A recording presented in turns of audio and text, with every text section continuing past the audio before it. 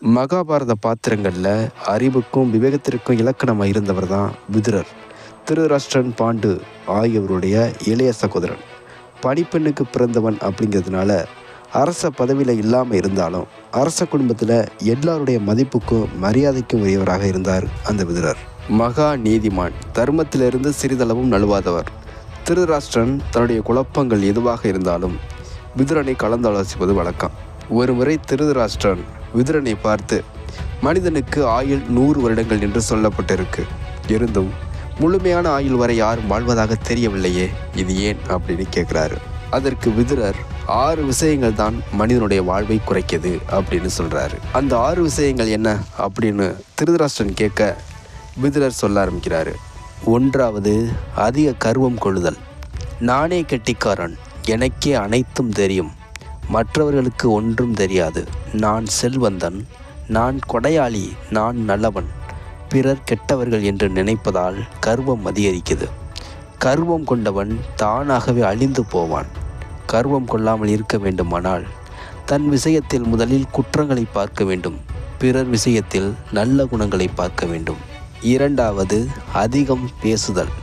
கடுமை இல்லாததும் உண்மையானதும் அன்பானதும் நன்மையை கொடுக்கின்ற வார்த்தை எதுவோ அது வாக்கினால் செய்யப்படும் தவம். உண்மையில்லாத, அன்பில்லாத, நன்மையை கொடுக்காத எந்த வார்த்தையாக இருந்தாலும் அந்த வார்த்தையை பேசும் சூழ்நிலை அமைந்தால் பேசாமல் இருக்க வேண்டும். 3வது, தியாக மனப்பான்மை இல்லாமை. சுகமானவைகள் அனைத்தும் நான் மட்டும்தான் அனுபவிக்க வேண்டும், எனது குடும்பம் மட்டுமே அனுபவிக்க வேண்டும் என்கிற ஆசையின் காரணமாகத்தான் நமக்கு தியாக மனப்பான்மை ஏற்படுவதில்லை. நாம் இந்த உலகில் பிறந்ததே நமக்காக அல்ல, பிறருக்கு உதவுவதற்காகத்தான் என்று உணர்ந்தால் தியாக மனப்பான்மை நிச்சயமாக ஏற்படும். 4வது, கோபம். கோபம்தான் மனிதனுடைய முதல் எதிரி. கோபத்தை வென்றவன்தான் வெற்றியாளன், அவன்தான் உலகில் சுகப்படுவான். கோபத்துக்கு வசப்பட்டவன் தர்மம் எது அதர்மம் எது என்ற விவேகத்தை இழந்து பாவங்கள் செய்கிறான்.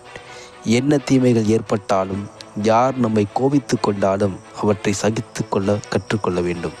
5வது, சுயநலம். சுயநலம்தான் எல்லா தீமைகளுக்கும் காரணம். சுயநலத்தோடு இருப்பவர்கள் தங்கள் காரியமாக வேண்டும் என்பதற்காக எந்த பாவத்தையும் செய்ய அஞ்ச மாட்டார்கள். பிறர் இன்புறுவதைக் கண்டு இன்புற வேண்டும், பிறர் துன்புறுவதைக் கண்டு துன்புற வேண்டும். இப்படி செய்வதால் சுயநலம் போய்விடும்.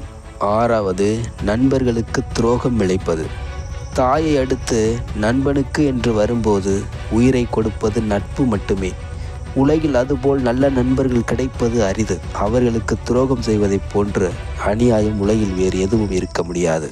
இந்த 6 கருத்துக்களையும் சரியாக யார் பின்பற்றுகிறார்களோ அவர்கள் நிச்சயமாக நூற்றாண்டை நிறைவு செய்வார்கள் என்று விதுரர் சொல்லி முடிக்கிறாரு. மேலும் விதுரர் சொன்ன சில நீதி கருத்துக்களையும் பார்க்கலாம். அதுக்கு முன்னாடி நம்ம சேனலை சப்ஸ்கிரைப் பண்ணிட்டு பக்கத்தில் இருக்கக்கூடிய பெல் ஐக்கானை கிளிக் பண்ணி ஆல் அப்படிங்கிறத செலக்ட் பண்ணி வச்சுக்கோங்க. எந்த நேரத்தில் நம்ம முடிவு எடுக்கக்கூடாது அப்படின்னா, பசி வயிற்றை கிள்ளும் போது, தூக்கம் நம் கண்களை சுழற்றும் போது, போதையில் இருக்கும்போது.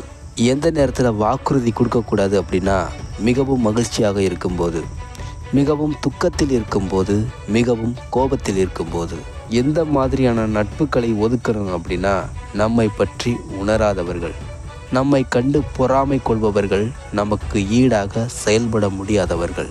யாரை மறக்கக்கூடாது அப்படின்னா, ஆபத்தில் நமக்கு உதவி செய்தவர்கள், நம் குறைகளை பெரிதுபடுத்தாதவர்கள், நம்முடைய நலத்தை நாடுபவர்கள். விரோதியை நம்பலாம், ஆனால் துரோகியை ஒருபோதும் நம்பவும் கூடாது, மன்னிக்கவும் கூடாது. ஒருவருடைய குணம் சரியில்லை என்று அறிந்த பின் அவர்களை விட்டு ஒதுங்கி போவதே நல்லது. இல்லையேல் அவர்கள் தரத்திற்கு நம்மை தாழ்த்தி விடுவார்கள்.